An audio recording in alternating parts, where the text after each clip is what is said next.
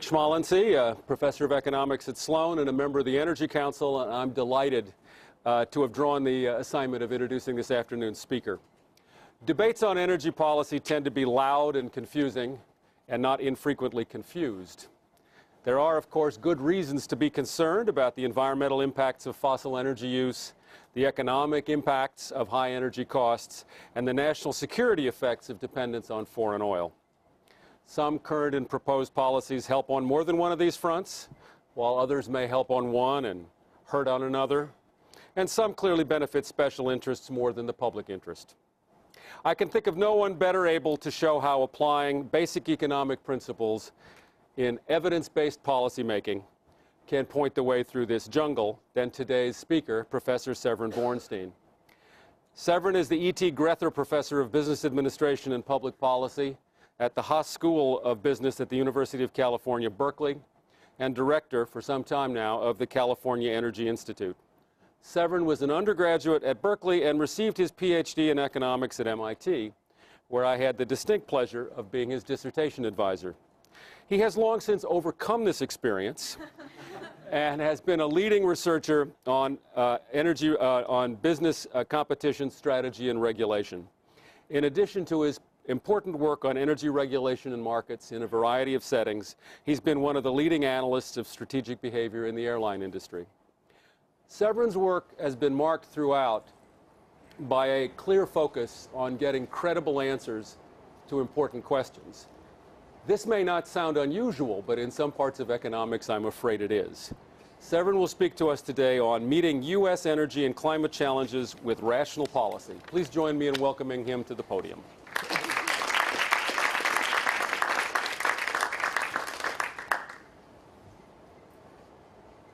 Okay.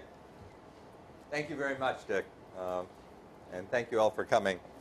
I think the structure of this is that I'm going to talk for a while, and then we're going to do Q&A. Actually, I guess we never clarified that. But so unless there are clarifying questions, I'm going to sort of plow through what I think will take us a little past 5 o'clock, and then I'm happy to entertain discussion, debate, etc. So I've been working on energy issues since the late 1980s. I started out working on oil and gasoline markets. In 1994, I became director of the UC Energy Institute based on that work on gasoline and oil markets. And 3 months after I became director of the Energy Institute, California issued the Yellow Book, which was the first draft of the electricity deregulation plan in California. And 3 months after that, I had to go testify before the state legislature on electricity deregulation. And I had to learn real fast. And ever since then, I've been sort of chasing whatever the latest energy problem is. Electricity deregulation kept me busy for a while. Now most of what I and most of the people at the Energy Institute deal with are climate change issues. But of course, they're intertwined with all of the other energy issues we face. And I'm going to try to address all of them. Mostly what I'm going to do is give a quick overview and then try to hit a couple of points that I think are particularly important and particularly frequently misunderstood in the public policy and economics debate that my goal in life is to clear up.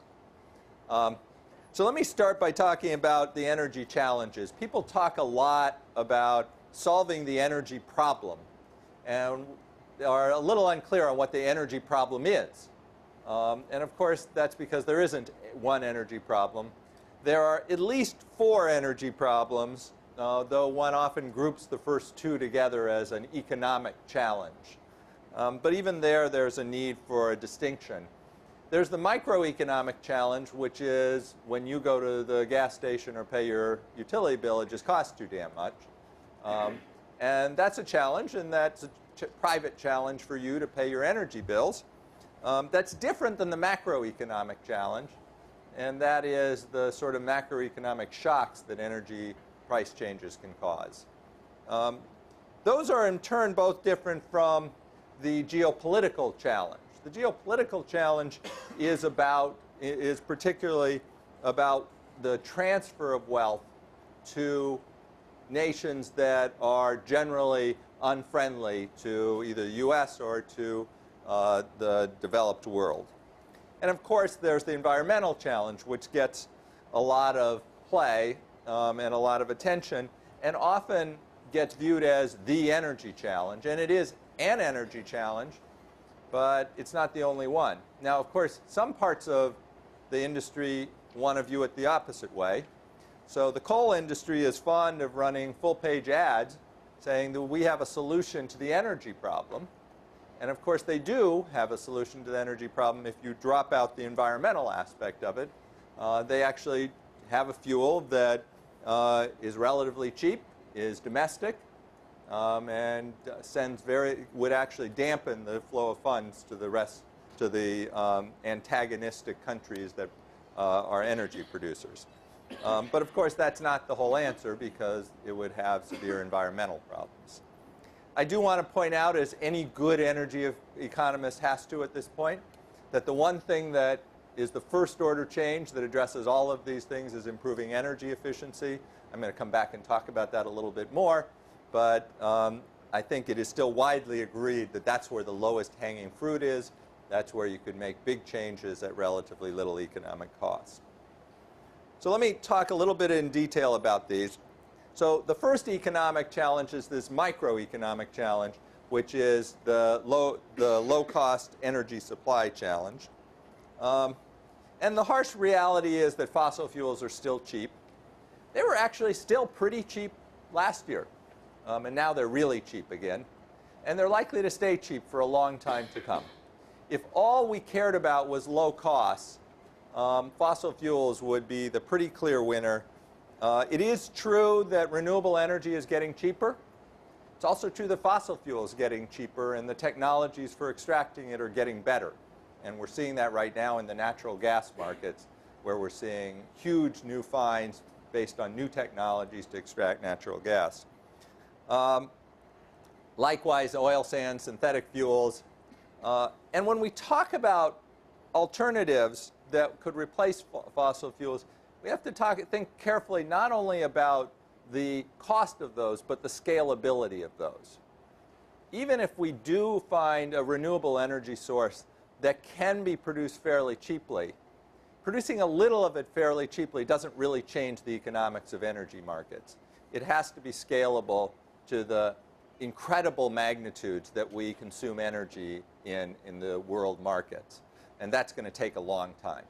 So the fact is that on a pure cost basis, fossil fuels are going to remain the cheap fuel for a long, long time to come. That is a different question than the macroeconomic question. The macroeconomic question is about the shock that occurs to an economy when everybody takes an economic hit simultaneously. So if your house burns down, it's a bummer, but the rest of your town is around you to sort of help you get back on your feet. If everybody's house burns down at the same time, it turns out it's a much bigger bummer, because you don't have the dampening effect of the economy around you to support you. And that's exactly the problem with an undiversified energy source, particularly an imported undiversified energy source. When the price of that energy goes up, a whole bunch of money leaves your economy, and in this case with oil, and this is basically an oil problem in the United States, goes out of the economy that we interact with very rapidly.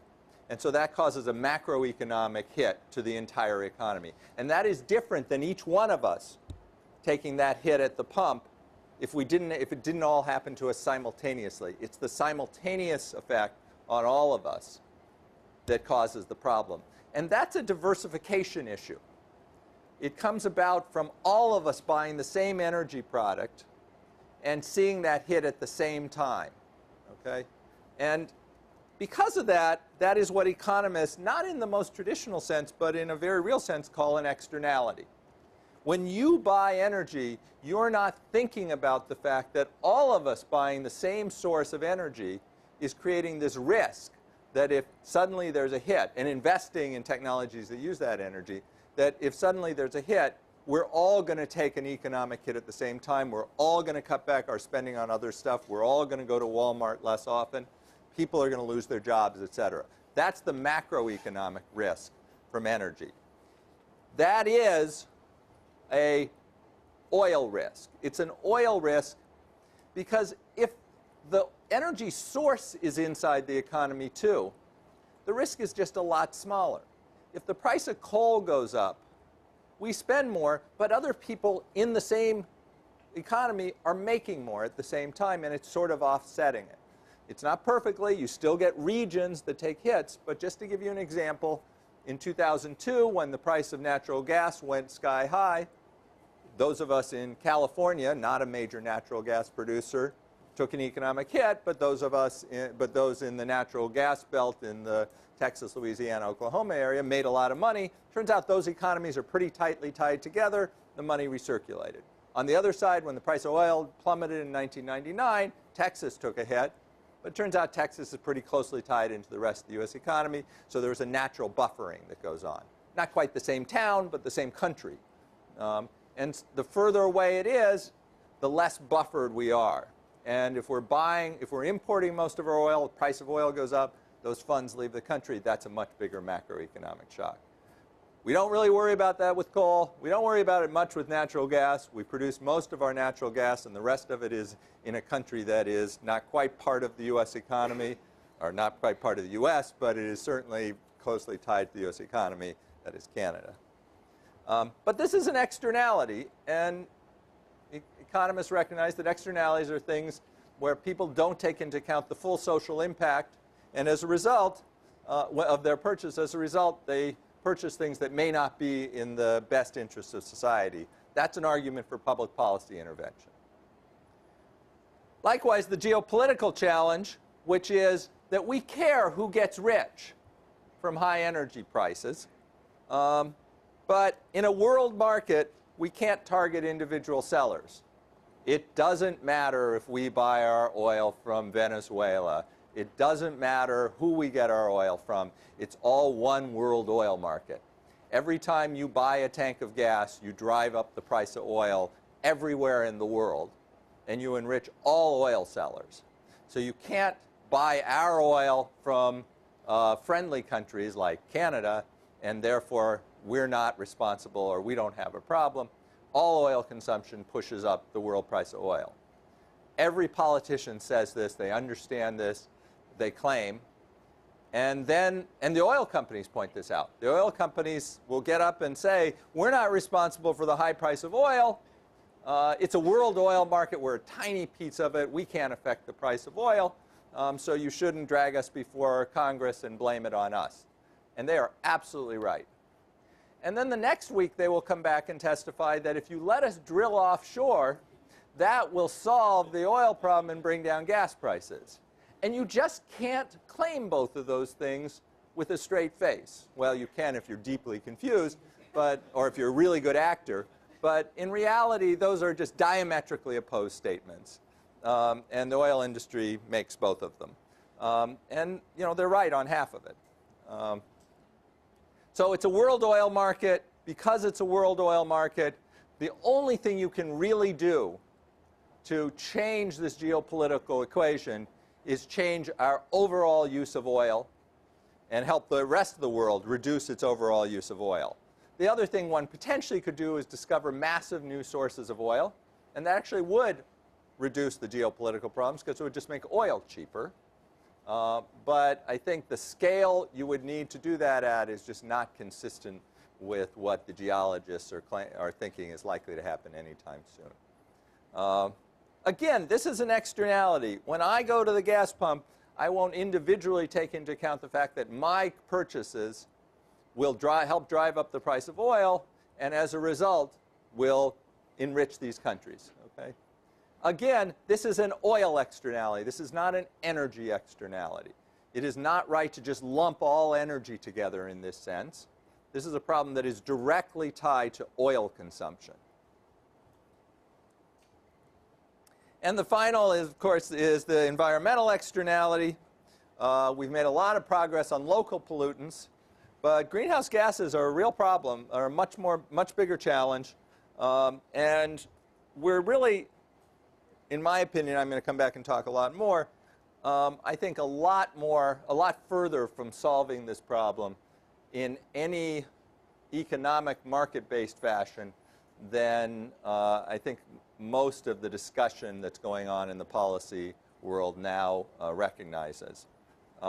This is a worldwide problem. The United States, even if we could get our political act together, which is not looking good in my opinion, would still be a long ways from solving this problem because there is a lot of the world that has very little incentive to get its act together.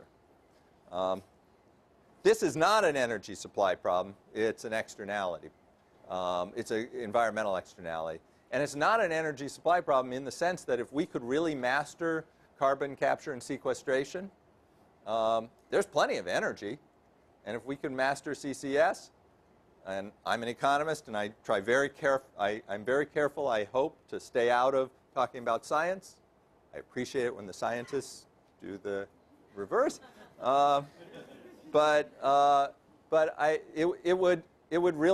It would solve this problem and would allow us to address the energy supply problem. But this is an environmental problem. And of course, it's an externality. And again, that's a reason for government policy. These are things that are not going to solve themselves. I keep harping on this because despite the fact that this seems completely obvious to me, there are people, particularly on the industry side, who say things like, look, the price of energy, last summer, the price of energy is really high. It's already sending a signal that we should get off of fossil fuels. We don't need government policy on that. And the answer, of course, is no matter what the price of energy is, it's too low. It's not reflecting these externalities associated with using these. Whatever it is, it should also reflect that as well. So the arguments for government intervention, macroeconomic spillovers, geopolitical impacts, environmental. There are actually some others. One is the failure in the market for basic science research. We know all about this. We have all sorts of government support for basic science research. We should. We have the National Institute of Health. We have the National Cancer Institute. We have the National Science Foundation. Until a couple months ago, we did not have a National Institute of Energy. We now are trying to create one within DOE very, very rapidly. I'm hopeful on that, but it's going to be a real challenge. There are other problems that call for government intervention. There's a lot of conflict in interstate coordination in transmission line building. That is going to be key to solving a lot of the renewable issues. And if I have time, I'm going to come back and talk about information and consumer behavior. I think another area where markets are not working well, where there's a market failure, is particularly on the electricity side, the lack of understanding of the connection between electricity usage and cost. Electricity is one of the products that has sort of the least salient connection between the service you get and what it costs you. If you think of almost any other product, you have a much better idea of the quid pro quo of getting a service and an additional cost imposed on you. The one thing that's not a market failure is the high price of gasoline and oil. It might be a bit affected by market power on the part of one producer, Saudi Arabia. But even if it is, and I suspect it is at times, they do have market power, and that's really not within our economy or within our ability or our political realm to solve. And so as a government, taking that as a reality and dealing with that, I think, is something we need to head towards. Now, before I sort of elaborate on this, I want to do one quick riff on oil markets because everybody has been talking about this for the last year. And I think I need to weigh in on my perspective on what's been going on in oil markets and explaining how that plays, or in this case doesn't play, a role in these challenges. So everybody knows the price of oil went way up, hit $145 a barrel, came back down. I am going to make the standard economist argument that this is supply and demand, and I am then going to argue that that's it. That's the end of the argument. And what happened. So this is what was happening back around 2003. And the supply was staying out ahead of, so this supply is not the overall supply of oil, but the capacity to pump oil. And at any period of time, the capacity to pump oil is limited. The capacity to store oil is also limited. Both of those curves kept shifting out to the right, but the good news was for many, many years, well, depending on your political views, the good news was supply kept shifting out faster than demand and kept prices down. And if you look at what happened around 2004, 2005, supply stopped shifting out. Whoop. And you started to see demand catch up with supply. And then in 2008, you saw demand just continue to shift out a little bit. It didn't take much at that point because we were really supply constrained. With one exception, Saudi Arabia continued to keep about 2 million barrels of oil a day off the market for what they said was an emergency. And of course, that depended on how you defined emergency. To them, this wasn't. But they did have excess capacity. In economic terms, they were exercising market power. By producing less, they were keeping the price up. It is their oil, after all. And I think making an argument that they had a responsibility to not maximize their profits, but to help the rest of the world might be a bit challenging, actually. And then demand collapsed. And it all happened on the price side. Very little of it happened on the quantity side. Demand collapsed, price came way down, consumption didn't change much at all, and it came down a little bit, but most of what happened is we had pushed up against this scarcity, this capacity constraint, and when demand came down, the price followed, and it was a very drastic drop-off. That's the story. Let me talk quickly about the alternative stories that are out there. One is that oil market speculators did it. And this is just not a consistent story when the it is the spot price of oil. Oil was coming out of the ground, and something had to happen to that oil. There are two possibilities. Either people were consuming the oil, in which case they demanded it, or they were storing the oil, in which case you could tell a story that some speculator was out there secretly buying up a lot of oil and squirreling it away in order to drive the price up. And that would be the standard speculator story, or a squeeze in the market. But if you do the calculation, I have a paper on this, that you do the calculation of how much oil they'd have to be hiding, in less than a year, somebody would have had to be storing more than the entire U.S. Strategic Petroleum Reserve. There just isn't a place to hide that once it's come up above ground. And it's just not plausible that the spot price was being driven up by someone taking oil off the market. Well, if they weren't taking oil off the market, somebody at $145 a barrel was buying and using all of the oil that was being sold at that $145 a barrel. That's not speculation. That's real demand. The major U.S. and Western oil companies set the price. It's Exxon's fault. The Congress has to get somebody to bring up in front of the investigation, so they do. And there's just nothing to it here. I mean, they're just not big enough to move the price of oil. And their incentives, if you think about their lease incentives, so forth, just aren't there. There was this discussion that the problem was that we're restricting oil drilling. I already mentioned that. And that if we just drilled more, that would make prices come down. Some, even pretty respected economists, argued that if we loosen up oil drilling policies today, it'll bring the prices down today because people anticipate that we'll have more oil in the future.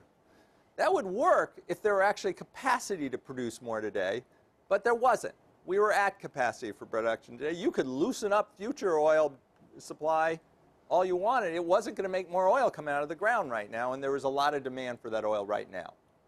By the way, if you look at inventories data, they were flat and maybe slightly trending downward through the entire run-up in oil prices. And in July, you see them start to run way up. And that's the relative to their usual level. And that's when demand came down. So it was not the case that it was speculators squirreling it away. It was that they were chewing up everything we could use until demand collapsed.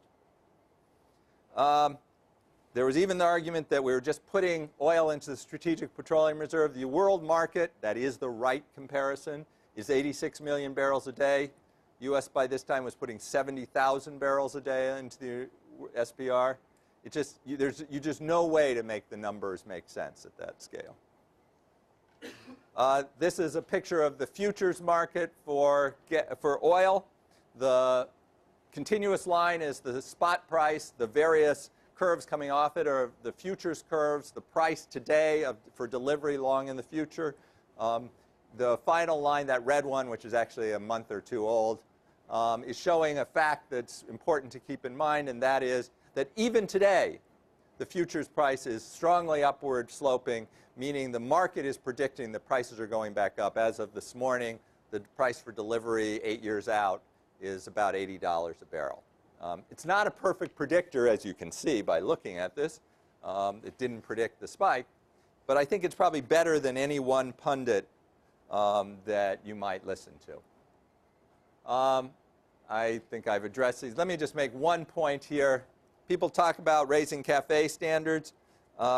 If we raise the fuel economy standards as dictated in the 2007 energy bill, that's about the same thing in terms of, again, the world oil market as taking restrictions off offshore drilling in the United States. It's just not going to move the world oil price. It's probably a good idea, depending on whether we are willing to price carbon, which I'm going to come back to, but it's just not going to, but the idea that it's not going to lower the world oil price a noticeable amount. It will mean we can drive more miles per gallon of oil, but it won't make that oil cheaper. The real challenge is going to be replacing these fuels, and as I mentioned, that comes back to scaling, and that's, I think, a major challenge. So those are the problems. So having set aside the oil market, let me return to talking about the market failures, the environmental market failures, the geopolitical market failures, the research spillovers. One of the main policy tools that we're talking about right now is a carbon tax, or tradable carbon credits. People are talking about, well, if we aren't going to do that, we should have renewable power requirements. This is one of the places where the debate is really missing the point. Renewable power is not the only low carbon power.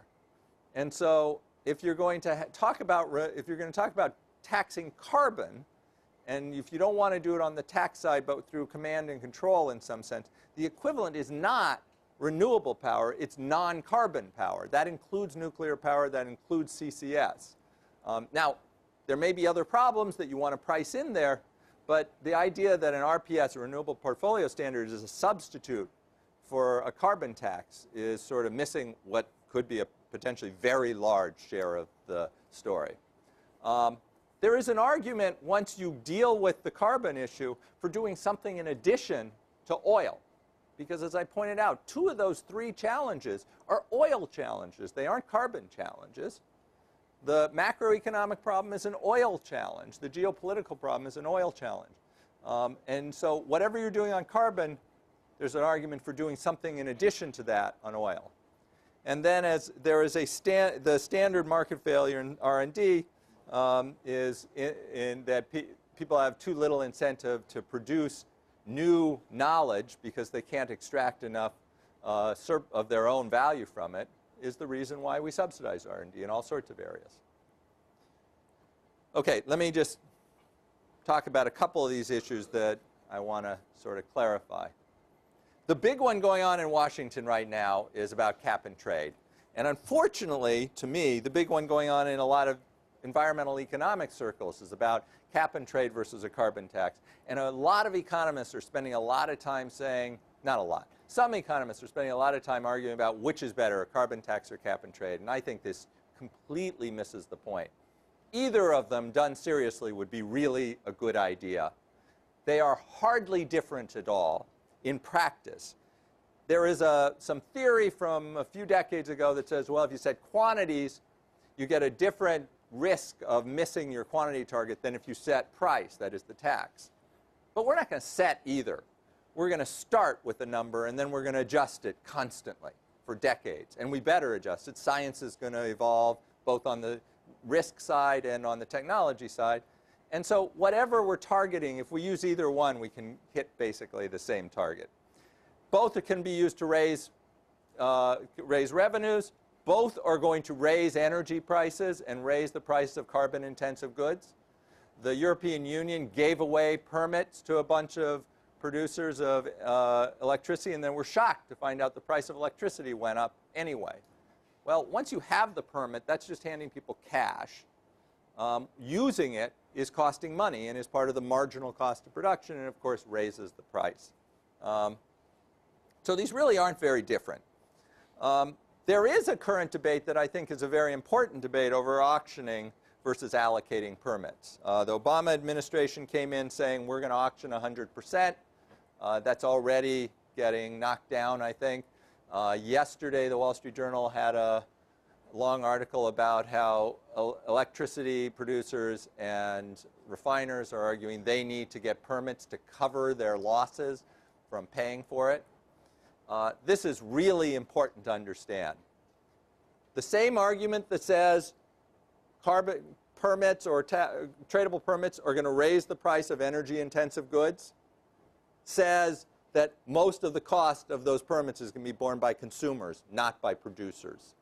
So the argument that producers have to be compensated for their losses when we start pricing carbon is mostly wrong. It's not 100% wrong, but it is mostly wrong because most of those costs are going to get passed through to consumers. Now, in the short run, some of it is going to be borne by some producers. Coal mines are going to get pretty screwed. Coal miners are also going to get pretty screwed. Nuclear power generators are actually going to be better off, even if you didn't give them any permits, because the price of electricity is going to go up and they're not paying anything for permits. Likewise, hydro producers. So the fact is that there'll be some winners and some losers on the production side, but the vast majority of the cost is going to be paid by consumers because the price of goods will go up. That means that if you actually give the permits away, you are making these producers better off than if you didn't have the program at all, that if you've done nothing. This is actually better for them than not addressing environmental claims. It's not just burdening the consumers with most of the costs, it's actually burdening them with more than 100% of the costs in a sense. And so that just makes no sense at all.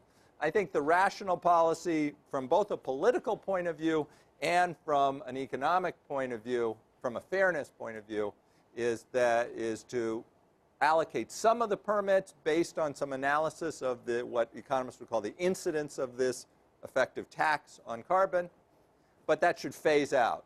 And it should phase out probably fairly quickly as the industry adapts to the new size of the industry. The vast majority of these should be given to consumers, quote unquote, by basically auctioning off the permits and putting them into reducing tax burden in some other way. The real challenge, I think, is as much as I like this idea of taxing carbon, we're probably not going to do it in the whole world. That creates huge problems.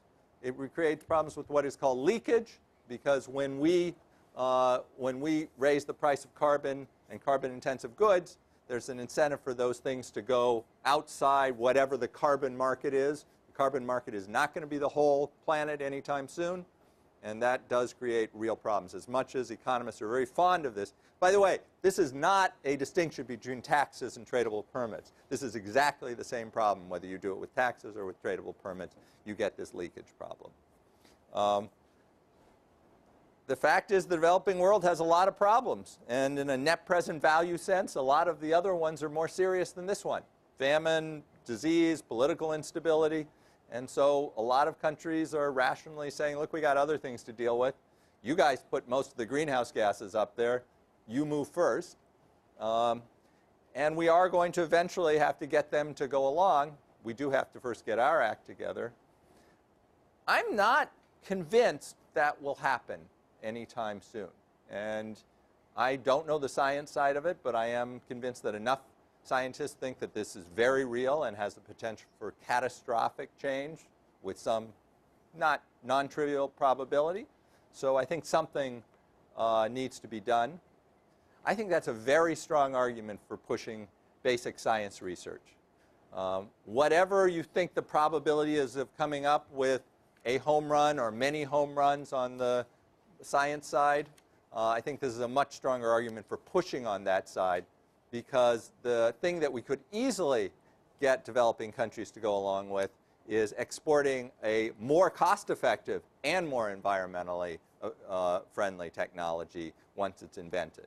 So that means pushing on CCS, pushing on nuclear power, obviously with the concerns about fuel cycles, pushing on better solar PV, and all sorts of other areas.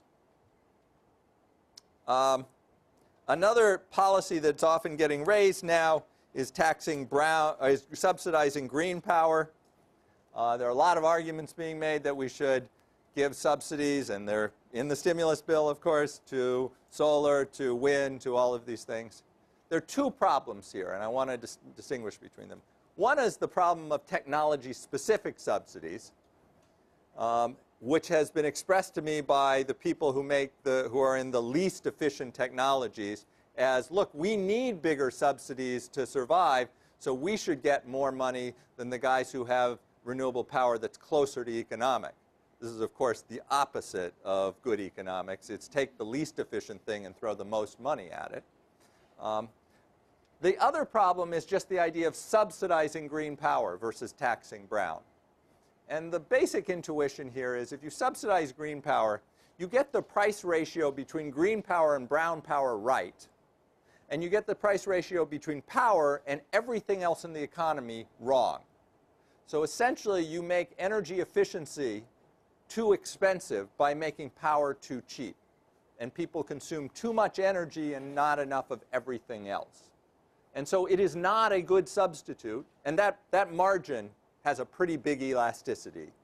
And so it's not a good substitute to say, well, if we can't tax brown power, we should just subsidize the green power, even if you do it on a technology-neutral basis, which is, to me, is obviously better than doing it on a technology-specific basis. It may be the best we can do. It may be that politically, we just aren't going to be able to raise the price of energy. I think it will be a major, major public policy failure. It is not the case, by the way, that the Europeans are better people than we are. Maybe they are, but their energy prices are not a reflection of that. The Europeans raised gasoline prices post-World War II with huge taxes as a revenue-raising policy, not as an environmental policy. It turns out that the hardest thing to me, my experience is the hardest thing governments have to do is raise the price of energy once people feel that the government can control it. Not to maintain it. Whatever level you happen to be at seems to be viable, but raising it is very hard. Whether you look in Saudi Arabia, where it's 50 cents a gallon, and they've talked about trying to raise it to reflect real costs, or in Indonesia, where they are now a net importer of oil, where they used to be a net producer and subsidize it, or in China, where they've been subsidizing it, in the US, where we don't subsidize it, but we certainly don't tax it enough to reflect true externalities, or in England, where they already tax it a lot, and they were talking about raising the tax a bit. And that drew huge public backlash. So it just turns out to be politically very hard for the government to raise the price of energy. That's the short-run incentive. Of course, the longer-run incentive problems is once you start subsidizing green power, you get the incentives wrong for a consumption of all the things that are relatively expensive, like energy efficiency. And so you get insufficient investment in these other areas.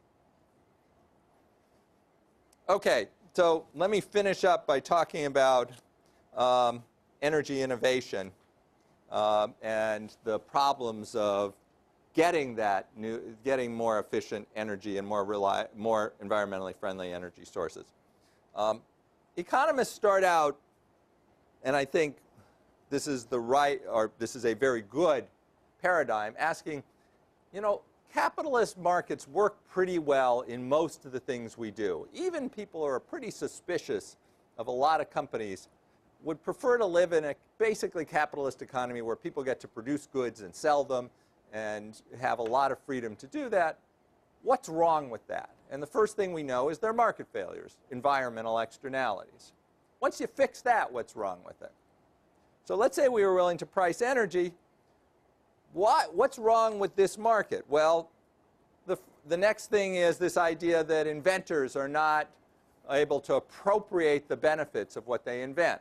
So we want to subsidize those inventions. We have a system for that. Patents are a really crummy system for that. They may be better than all the alternatives, but the degree of exploitation of the patent system is just endless. By the way, it makes economists as well as lawyers very rich on the consulting side. But the patent system is a pretty crummy system. And importantly, the patent system is based on the idea that once you invent something, you get a monopoly on it for a long time. And of course, when you get a monopoly on it, you make money by keeping the price up. And we want somebody to invent solutions and actually get the price down. And so we might need to do something beyond that. One argument for that is subsidize basic science research and get that information out into society as a whole and get people to use that. And I think that's an argument that's got some leverage now and is getting funded.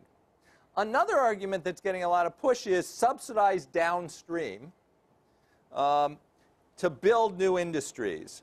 And there are a bunch of arguments. I think none of them really are very convincing. Some of them are just wrong. What's the market failure downstream? What's the problem you're trying to fix downstream? If you fix the price of energy, and if you're subsidizing research and development, what problem are you now fixing by also saying we're going to subsidize green power? Well, the renewable energy folks say even if you get the price of carbon right, there are these scale economies we have to overcome. Well, overcoming scale economies is actually a pretty private benefit.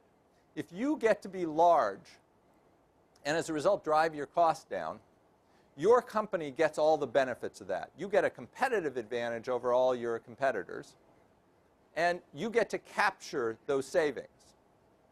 And so that's a really appropriable benefit to you. It's not that there are big spillovers to it. And in general, we actually think the market works pretty well. It's a big industry. I was in a meeting with a private equity guy a couple days ago who was saying, you know, building a biofuels plant is going to cost $300 million at scale. It is. That's a lot of money. It's not money that we haven't overcome before. The cell phone industry got built. It cost a whole lot more than that. The PC industry, semiconductors, all sorts of huge capital-intensive, large-scale industries get produced. It is really hard to make an argument that there is a market failure that needs to be corrected there. The last one, and the one that has a bit of bite, is learning by doing. The idea is that downstream you're going to get, companies are going to learn how to do these things, whether it's producing and installing solar panels, integrating wind and building out the wind facilities, et cetera, and that the knowledge of that is going to spill over, much like invention, and that's going to have value. But it won't be very appropriable because when you create the knowledge, your competitor will figure it out too. And there is some argument here that even if you, in the development stage, you try to take a technology to market, even if you fail, your competitors get value out of that because they realize, oh, that's not something to do. And so there is an argument that there might be a market failure there. The question is, how big are those learning by doing effects? And the answer is we don't really know. On the very far downstream level, and where I have studied solar PV, I think it's pretty clear those learning by doing effects are small relative to the cost of solar PV. The fact is that the downstream costs aren't very large, and that the learning that could occur, and Professor Greg Nemeth at Wisconsin has actually worked on this in his dissertation I was one of the advisors on. If you just sort of break it out and say, well, where could learning occur, it's just not plausibly a very big piece. Unfortunately, the analysis of this has been pretty weak. I have talked to, sparred, discussed with the solar PV manufacturers for a number of years now, and I kept saying, well, send me, where's the papers? And they said, oh, there's studies that prove this. And this is what they sent me. This is the study. Maybe it's from a real study, but it's actually a slide. And it's a perfect representation of what's wrong with the way this is often discussed. On the horizontal axis, you have cumulative production. That is the thing we generally think of as the learning effect. On the vertical axis, you have cost per watt. That's fine. It shows that from 79 to 2002, the cost came down a lot. A lot of things happened between 1979 and 2002. One of them is they built a lot of solar panels. Another of them, by the way, is they built a lot of semiconductors. Turns out that also has a lot of value for building solar panels. So exogenous technological change happened. Economies of scale in the semiconductor industry happened. Science progressed. All those things happened. This really isn't telling us anything. It's telling us that something made solar cheaper, but it is not telling us that learning by doing occurred or anything like the scale. Unfortunately, people take this line and draw it further down and say, if we just produce 10,000 more of these things, look what will happen to the cost. And you just can't make that inference because you know a big part of this was not learning by doing. Even if you think learning by doing was part of it, you've got to recognize the technological change that had nothing to do with solar was a big part of it, and economies of scale in the semiconductor industry was a big part of it. I'm running out of time, so I'm going to, I've said most. So, yeah, let me just move on. So let me make one last point, and then I will stop and we'll do some Q&A. The entrepreneurs are saying we really need predictable policy. And we not only need to have the policy the way we want it, we need it to be set and we need to be able to rely on it. And I think this is very important. I think they're absolutely right, but unfortunately I think we can't give them what they want. Because what they want is fixed policy. And fixed policy cannot possibly be the right policy given how much new information is coming at us constantly. It is true that unpredictable policy creates investment risk. It's also true that this is worse than just random investment risk because actually it's subject to a lot of stakeholder lobbying, which raises the cost of influencing all of that risk. It's not just somebody rolls the dice. The market participants do want regulatory certainty. We shouldn't be delivering that. What we should be delivering, and I think we're actually making some progress on this. I think moving to a more science-based energy policy is a step in the right direction, that we're saying we're going to make good policy. It's going to do things like, I wish, not put our thumb on the scale for one technology or another, but think carefully about what these externalities are, what these market failures are that we need to correct, and figure out how to correct them. And it'll probably primarily be through some price-based system, but it may not entirely be through some price-based system. And that's what we're going to do, and it's going to adjust. If we find out climate change is worse than we thought, that price is probably going to go up, and it's better go up. If we find out, oh, it turns out this was a mistake, it's not a big deal, the price will go down. And if you made a big investment, you'll get screwed. But we are going to base it on science. And I think that's the best we can do. I hope we'll do that. And I think we're sort of moving in the right direction. This isn't going to be costless. Fossil fuels are going to be cheap for a long time. There are people out there who are saying this is a free lunch, that if we just invest in green technology, the economy will actually be better than if we didn't have this environmental constraint. I don't think the people who really seriously study these things think that's true. I think if all that we were trying to do was address this in the US, it actually wouldn't be that big a cost to the economy. But unfortunately, the problem is much bigger than that. Addressing it in the US, which, compared to the recent downturn in the economy, is probably a small cost. If we had the political will, we could certainly do, but we'd still be faced with how do you get particularly the developing world to go along. And I think that is a problem I just don't have a good answer for, other than come up with a very good technology that they actually want to adopt for non-environmental reasons, or is at least very close. Unfortunately, I think one of the problems standing in the way right now is that there are people who are arguing we should do this through being good people individually, through voluntary actions. And as much as I like to be green and I drive a Hyundai Insight, has a personalized license plate that says tax gas. Turns out nobody else in California had taken that one. I think that voluntary approaches don't solve environmental problems. And I think that we need to recognize that. I don't think there's anything wrong. They're certainly fine to do voluntary things. I think as a policy instrument, we're going to have to go way, way beyond that. And it worries me when we start getting too focused on just telling people about how green products are, or telling people that it would be good if they were greener. We don't, at least in California, and I think most states, say, you know, if you have the time and feel like it, we'd like you to get your tailpipe emissions checked. In California, we send you a thing with your renewal and say, you have to get your tailpipe emissions checked because it's an externality. And I think we are going to have to take some serious policies to move in the right direction. They aren't going to be massively costly in the US, but that's not going to solve the whole problem. Thank you very much.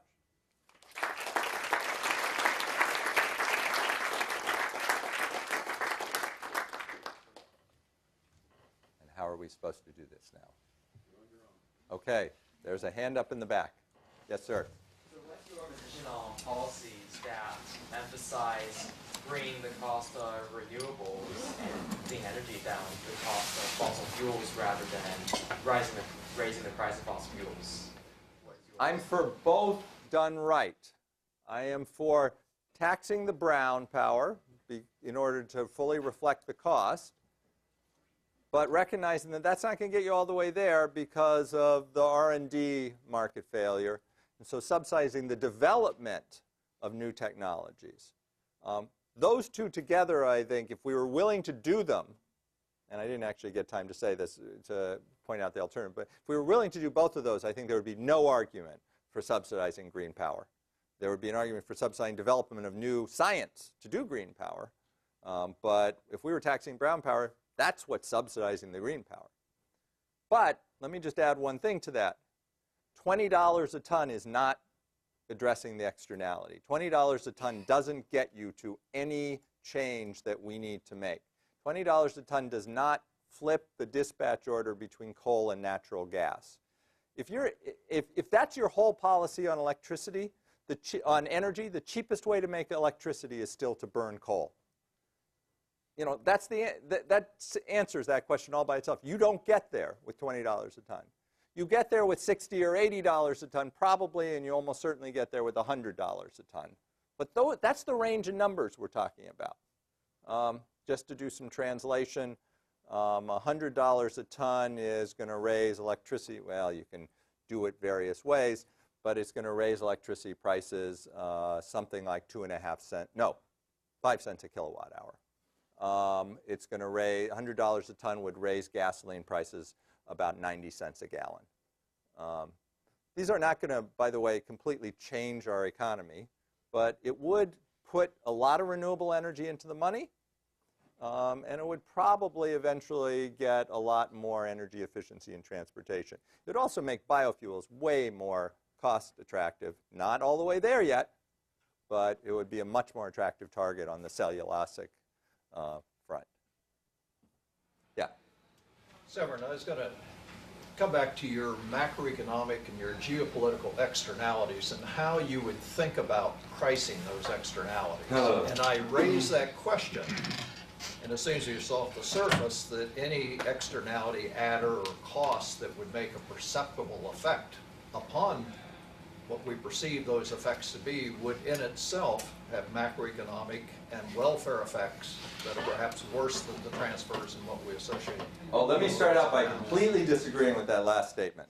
So doing that, it would have macroeconomic implications in the very short run, and you might, so we need to move from an economy that has one set of infrastructure to a set of different consumption that needs a different set of infrastructure. So the short run impact is you have a mismatch between capital stock and consumption desires. That's true. That's just a short-run adaptation problem. That's right. But beyond that, you have a better, more efficient economy once you start pricing externalities, if you price them right, in the full sense of all the things we care about, including geopolitics and et cetera. So it doesn't, it has a positive macroeconomic effect once you get there. It does have a transitional distortion, or not disruptive, I wouldn't call it distortionary effect. To your first question of how do you price this? I knew you were going to come. Is that the level then that avoids whatever we determine a dangerous or a damaging level of imports? Or Yeah, no, that's the problem. That's the problem. And I don't have a good answer for you. We know that this is an oil problem.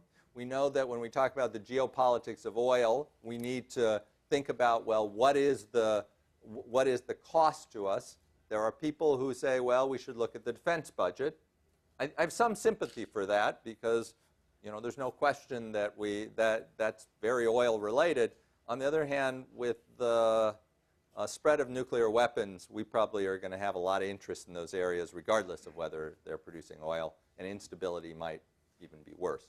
On the macroeconomic side, I think we can make a decision that we need to be more diversified away from oil and think about what the target should be in order to protect ourselves from oil shocks.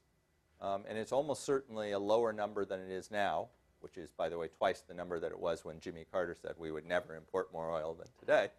And then we need to figure out a price that gets us there.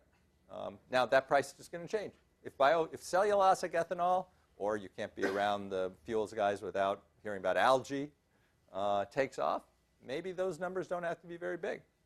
But we need to be moving in that direction. And that's as much of a hedged answer as I can come up with.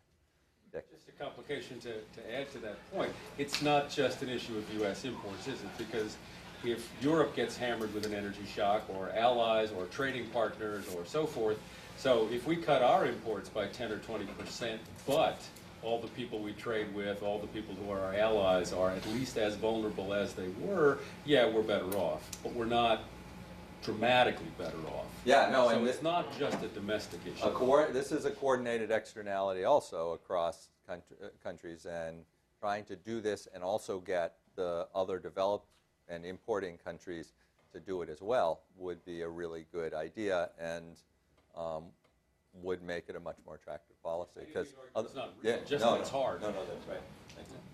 Yeah. Severin, do you think the R&D issue is actually any bigger in the green energy space than it is in, say, software? I mean, I agree with you at a general level that there are R&D externalities. You know, we've seemed to have decided as a society to spend a relatively small fraction of our income on addressing those in ways other than the patent system. Is there any reason why we should spend more of our income in green energy? I don't think that's an accurate statement. Okay. Actually, the budgets of the National Cancer Institute and the National Institute of Health and the National Science Foundation are actually, particularly the health side, are actually quite significant in the many billions of dollars. So per year. Well, you know, Obama's only talking about $15 billion a year. It gets stated as 150, but that's 10 years worth. When we put a denominator in, it comes out to 15, which is $50 per person per year. That doesn't strike me as a lot of money. Now, you can't just look at the cost side. You've got to look at the benefit side. What's the absorptive capacity of science research? What we know is that we are almost certainly spending too little for a long time. And because, and you know, it depends. It depends on how big of you think this problem is and how quickly we need to address it. And if we need big science breakthroughs very rapidly, on which we just aren't going to be able to say, yeah, and you'll make huge, huge piles of money, then we need to, for the basic science. And, you know, there's also this spillover of basic science. We don't want people who invent basic science patenting it and limiting the access to that knowledge. We want it out there. The patent system is a really awful system. So, yeah, maybe we should think about this in other areas. We do. I take your argument about the effective equivalence of tax and cap and trade when you think about it domestically, but I'm not sure I would agree with that when you think about it internationally.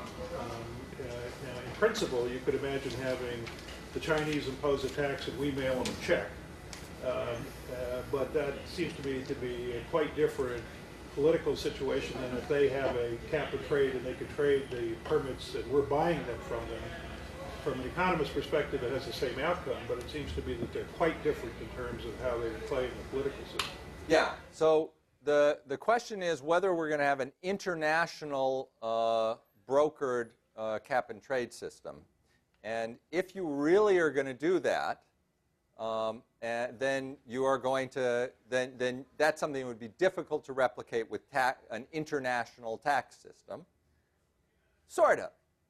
Only up until the point that somebody points out, wait a second, you're giving those guys permits. That's just like giving them money. Once you point that out, it really is exactly the same thing. Whether you have them charge a tax and shovel money at them, or have them put a cap on and shovel permits at them, turns out to be equivalent. They are not politically equivalent, I agree. One is going to be harder to, and you know, why is cap and trade so popular? I don't think it's because the policymakers thought through the Q versus P and thought very carefully and said we want to target Q. I think it's because policymakers realize voters don't get it, that cap and trade is going to raise prices and they get tax. And that may be also a reason why internationally a cap and trade system works better. But on the economics of it, the arguments, I think, are actually pretty neutral, even up to this sort of compensation level. But you're right, it becomes much more transparent when you shovel money at them than when you say they get permits. The question right behind you, yeah. My question is, what's your opinion toward a pure electric car? Like, there is a candidate in California for the governor is currently promoting a campaign that's like to promote a pure electric car in California and also complementary battery stations. So what's your opinion about it? Again, I'm an economist. I talk to people who know about this. So I know a little bit, but I want to say that I am certainly not deeply knowledgeable on the technologies of pure electric cars.